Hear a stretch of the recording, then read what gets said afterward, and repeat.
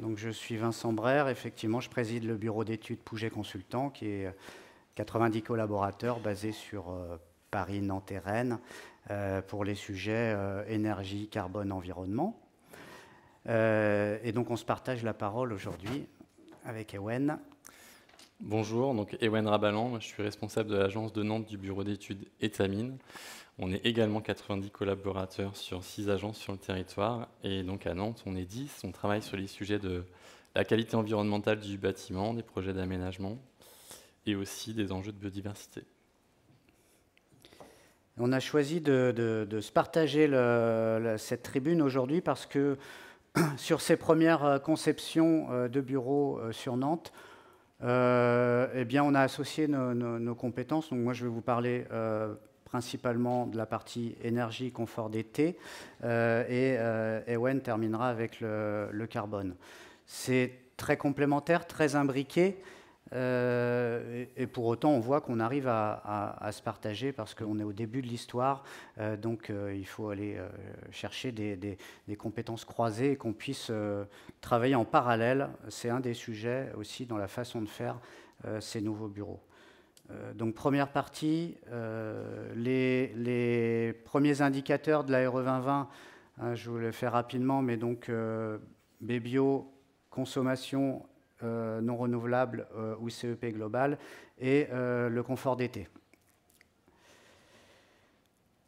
Ce retour d'expérience, on le fait en amalgamant différents projets qu'on a fait un peu sur toute la France et recoupés avec des études un peu prospectives ou de bâtiments anciens qu'on a projetés en RE 2020. Première info, donc il faut que vous ayez en tête aussi que sur le BBio, donc la conception bioclimatique du bâtiment, on va avoir une évolution de cette exigence dans le temps, ce qui n'est pas le cas pour les logements. Donc c'est une des premières différences. Et donc vous voyez un certain renforcement au niveau de 2025 et 2028. On a également une différence par rapport à l'ART 2012 qui est faite sur la gestion de l'étanchéité à l'air. Donc il y a toujours une mesure qui est nécessaire, mais avec un objectif sur des surfaces inférieures à 3000 m² et sans objectif précis au-delà. Alors la première étape de ces bâtiments, on va dire nouvelle génération si on veut, c'est clair qu'il va y avoir pas mal de chamboulements, j'ai envie de dire, même par rapport aux images que j'ai vues avant, par rapport au travail de façade, de certaines façades. Et on constate clairement qu'on doit retrouver un équilibre un peu différent entre la lumière, le travail sur les besoins de chaud et limiter les besoins de froid. Donc, suivant les zones climatiques, vous voyez que cet équilibre il est un peu différent. Nous, on n'est ni au nord ni au sud, on est un peu au milieu. Donc, c'est vraiment avec ces trois curseurs qu'on doit composer à présent les façades. Et sachant qu'une baie vitrée, c'est un formidable capteur solaire, évidemment, mais c'est aussi 6 fois moins isolant qu'une paroi opaque. Donc, vraiment, il va falloir trouver le bon compromis sur le taux de percement de nos futures façades. Et donc, c'est un vrai travail qui mérite de prendre du temps. J'insiste aussi là-dessus. C'est vrai qu'on entend souvent qu'il a fallu aller vite, etc. et qu'on est contraint par des plannings. Eh bien, j'ai peur que si on continue à faire comme ça, on arrive à faire des projets mais qui seront chers et qu'on doive compenser par de la matière ou par de la climatisation à terme. Donc, premier engagement, trouvons le temps pour la conception de recroiser nos différents sujets. Et donc, je pense que clairement, on va devoir aller vers des façades moins vitrées. Donc, l'optimum qu'on trouve dans la région, en tout cas, c'est vrai que c'est autour de 40-50% pour gérer les sujets que je disais avant, sur la lumière, le chaud et le froid. Donc, c'est vrai que c'est un peu moins glamour si on veut, mais en tout cas, il y a une efficacité énergie-carbone qui est trouvée à ce niveau-là. On voit que la protection solaire, évidemment, ce n'est plus une option. Il faut se protéger, il faut éviter de faire rentrer la chaleur. Notre prochain gros challenge, c'est le confort thermique d'été. C'est d'essayer de limiter les besoins de froid. Je ne sais pas si on arrivera à se passer de rafraîchissement actif à moyen terme, mais en tout cas, limitons au maximum et travaillons sur cette façade. Et on voit bien que quand nos architectes proposent des éléments un peu plus forts en façade, type des résilles ou des grandes barrettes à l'extérieur, ça a un poids carbone, on le verra, et ça aussi, ça a un effet sur la lumière naturelle. Donc ce n'est pas forcément aussi ce qui va nous aider à trouver l'optimum RE 2020. Le ratio d'ouverture également, c'est-à-dire qu'on ait à peu près 40% des baies vitrées qui puissent s'ouvrir, qui puissent gérer de la ventilation naturelle, plus ou moins assistée, hein, mais en tout cas qu'on ait des oscillos battants assez régulièrement disposés sur les plateaux. Concertation BET Archi, plus que jamais. Et tout ça, c'est donc très lié au confort d'été. On appelle ça les degrés heures. Donc vous avez différents paliers. Donc il faut viser entre 350 et 1150 en bureau pour être réglementaire. Et avant de penser rafraîchissement actif, voilà quelques ingrédients de la recette à mettre sur la table, à partager, à équipe de conception pour y arriver. Donc je vous ai parlé d'un taux de surface vitrée qui semble bien fonctionner. Les occultations, donc encore une fois, hyper important, à l'extérieur, donc à intégrer dans les premières images architecturales aussi. Le brasseur d'air, j'en ai repéré aussi dans le projet d'avant, donc c'est bien, ça y est, c'est un sujet qui permet encore une fois, réduire la climatisation active si on est obligé d'arriver jusque-là. L'inertie du bâtiment, trouver le juste équilibre. Ce n'est pas toujours l'inertie la plus lourde qui est la plus efficace si on veut décharger le bâtiment la nuit, par exemple. Donc là aussi, il y a un équilibre à trouver. Et cette surventilation par les ouvrants est accompagnée de ces fameux brasseurs d'air. Voilà, ça fonctionne assez bien ensemble. Et enfin le côté aussi absorption, on parle d'îlot de chaleur.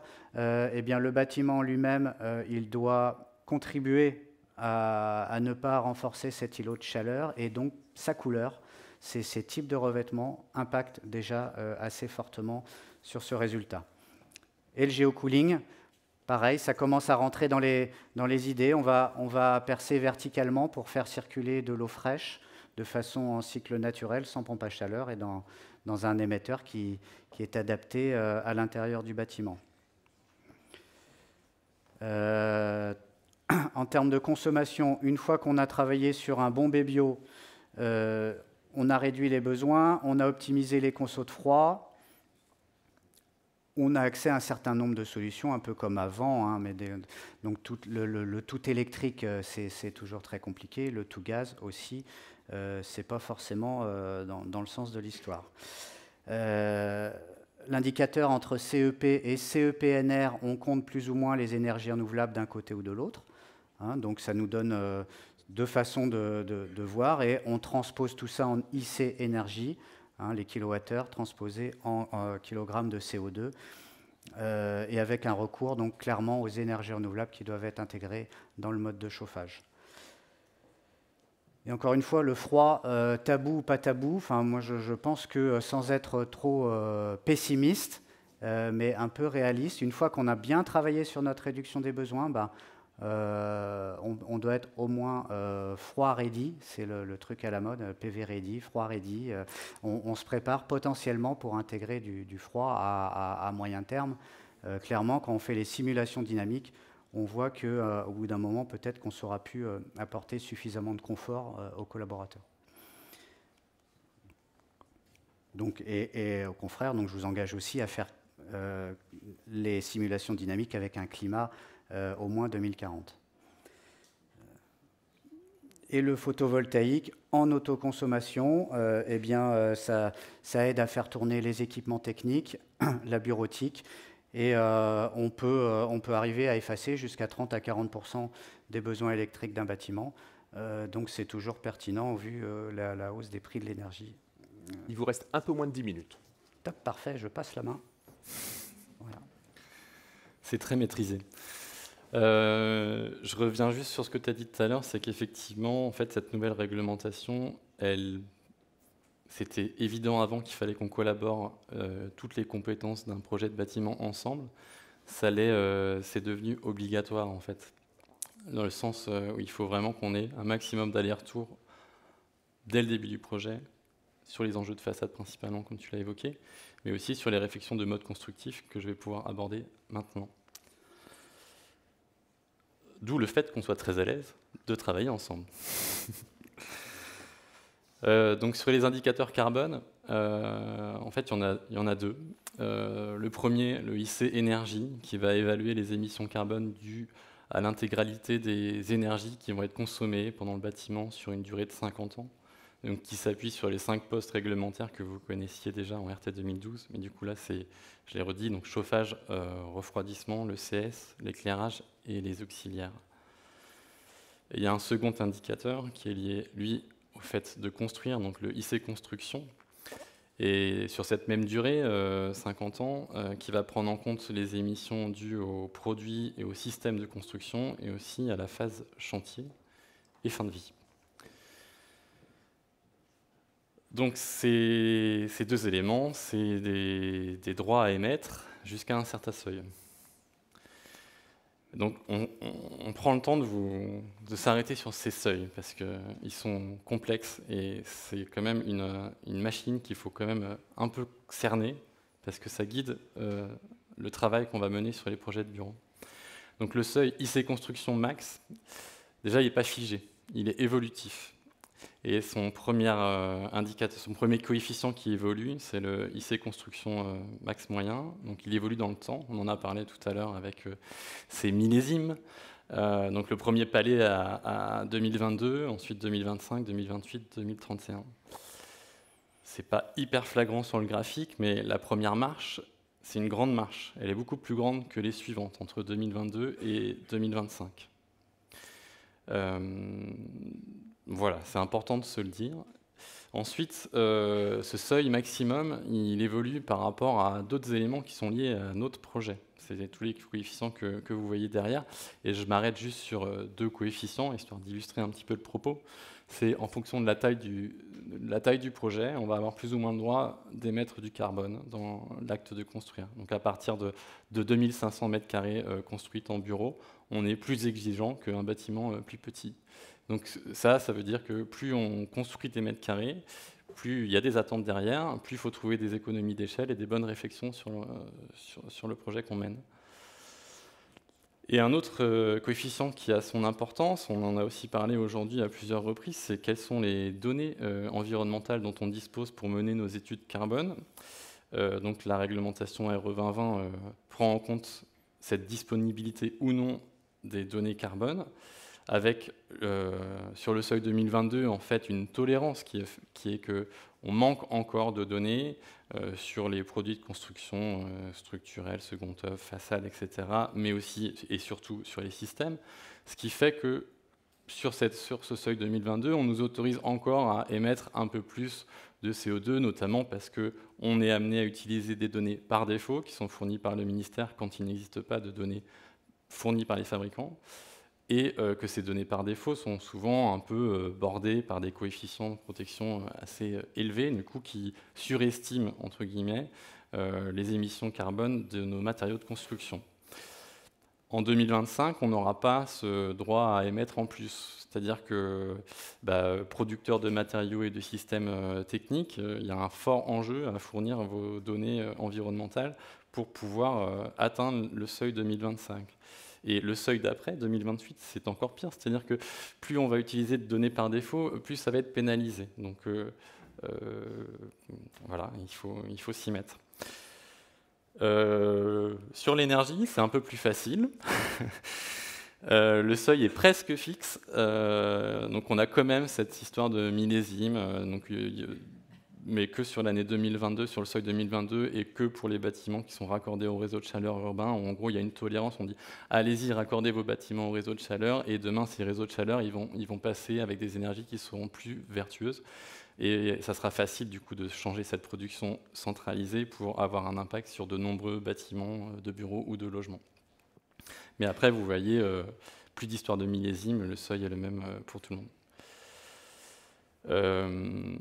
On parlait de 100% élec ou 100% gaz tout à l'heure. Là c'est aussi pour illustrer que ce seuil, il est globalement assez facile à atteindre, sauf si on s'oriente vers du 100% gaz. En tout cas, le gaz, s'il est choisi, il faut que ça soit fortement étudié et analysé du fait du contexte du projet, de sa qualité d'enveloppe, de ses besoins énergétiques qui doivent être réduits au strict minimum. Voilà. Ça peut évoluer avec l'injection de biogaz dans le réseau et d'autres événements qui pourraient arriver à l'avenir, mais à ce stade-là, on est sur ce constat. Alors, on parlait de retour d'expérience, donc allons-y. Deux projets, en fait, Vincent, il a centralisé des retours sur multiples projets, comme il vient d'en parler. Là, sur la partie carbone, j'essaie d'illustrer sur 2 projets ciblés, un à Nantes et un à Paris. Donc vous avez le descriptif là. En gros, ils sont très différents sur les surfaces en jeu, notamment le projet parisien, il a 2 niveaux de sous-sol, ce que n'a pas du tout le projet nantais.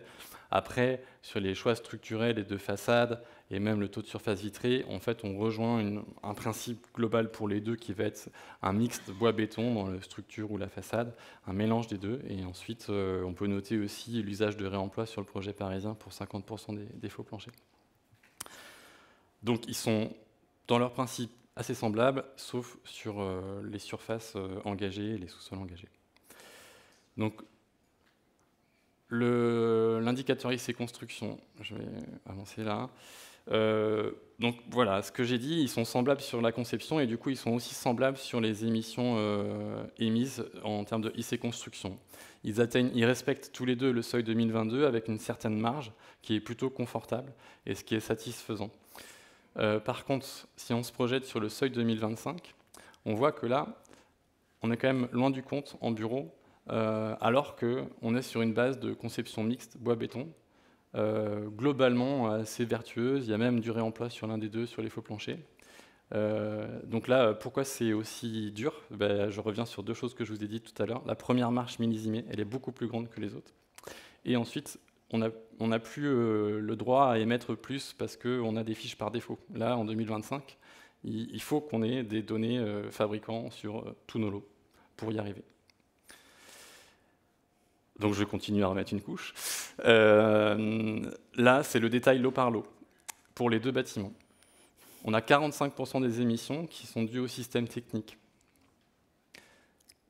Donc là, à ce stade, on peut se dire que demain, on peut faire tous les efforts qu'on veut sur la structure et la façade, ce qu'on fait déjà en fait très naturellement là sur ces projets en ce moment.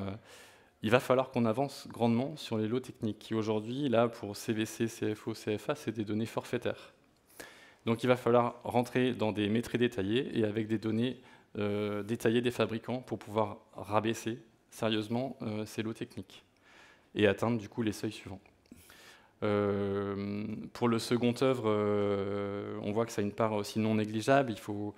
Le travail sur les revêtements intérieurs et la façade, il doit vraiment être fin. Et on ne peut pas s'extraire des échanges et des choix qui seront faits sur cet élément de second œuvre. Et puis la structure, donc là, nos exemples, ils sont sur des structures mixtes bois-béton, avec un peu de béton bas carbone pour le projet parisien. Cette structure, elle peut encore être optimisée effectivement dans le temps, mais on voit que ce n'est pas là où on aura le plus de marge à l'avenir.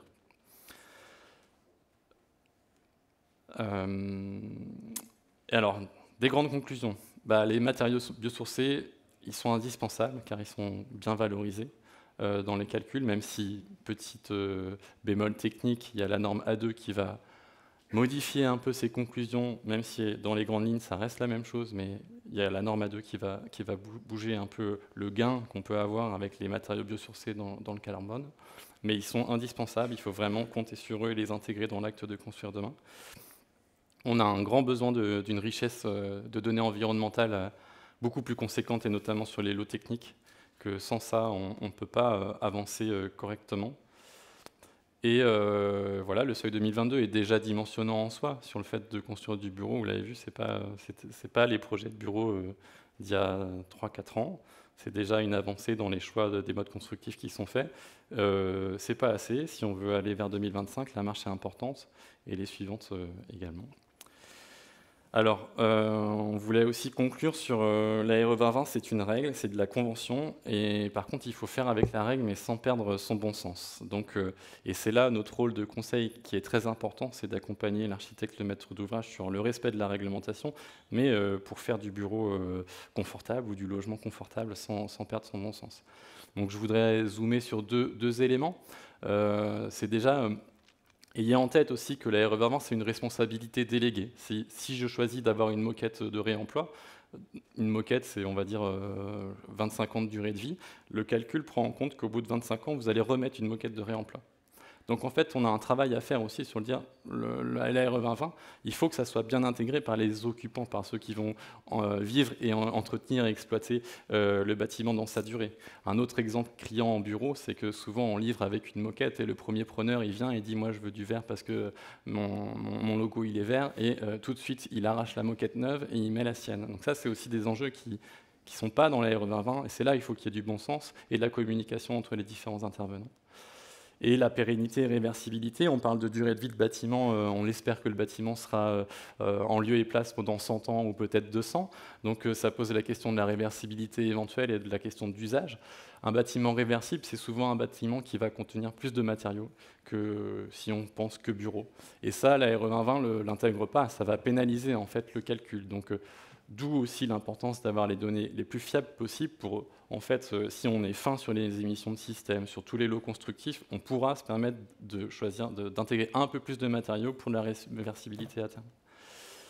Donc voilà, après, voilà, des ouvertures sur comment on accompagne les utilisateurs par la suite et comment on peut aussi trouver d'autres valorisations des biens qui ne sont pas que la RE 2020 à terme. Merci beaucoup. On les applaudit.